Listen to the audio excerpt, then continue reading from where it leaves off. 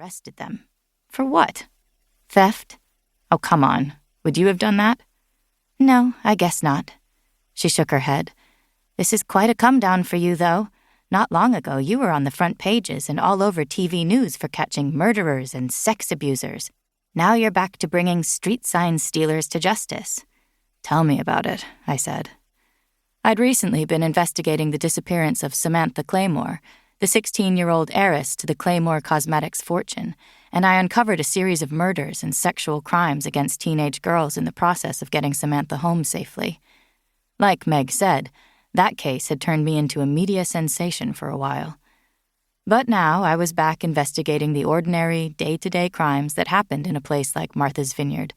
Stuff like stolen bikes, traffic violations, loud beach parties, and squabbles between neighbors. Even something as common in other places as car theft rarely happened here.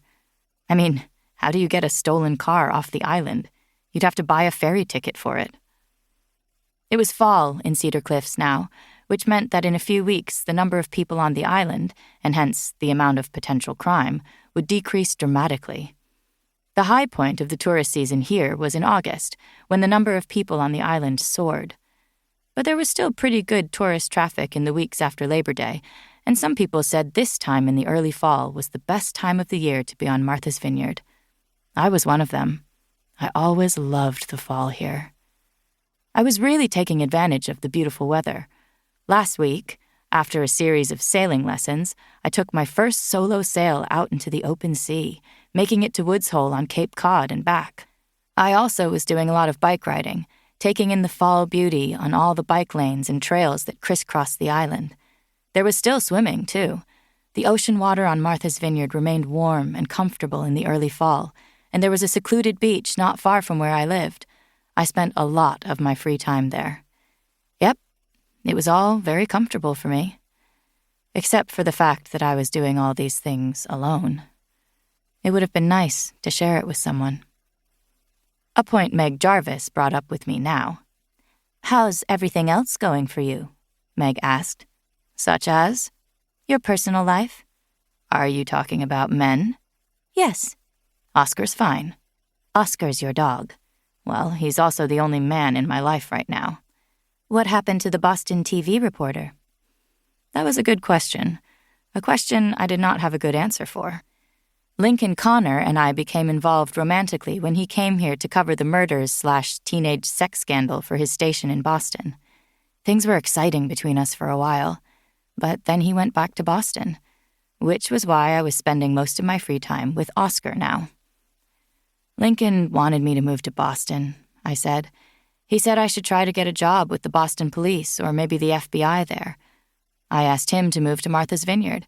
I said maybe he could get a job with the Marthas Vineyard Gazette. We argued about that a number of times, and then he left. I'm not sure if I'll ever see him again. It's not that far for you to visit him in Boston, Meg pointed out. It's not that far for him to visit me here either, but neither one seems to be happening. Do you love him? I'm not sure. That's really supposed to be a yes or no answer. I may still be in love with my ex-husband. Zach? The state trooper back in New York? Uh-huh. You think there's a chance you and Zach could get back together again? I was hoping. But didn't he just get remarried? Well, there is that. It was just another routine day in the Cedar Cliffs police station, talking about petty crimes on Marthas Vineyard and personal gossip and a lot of other stuff like that. Then, Police Chief Barry Wilhelm came barreling out of his office, and in an instant, everything changed. There's been a homicide at the beach house, he yelled to me. Who's dead? 5 people. 5? It looks like a massacre up there.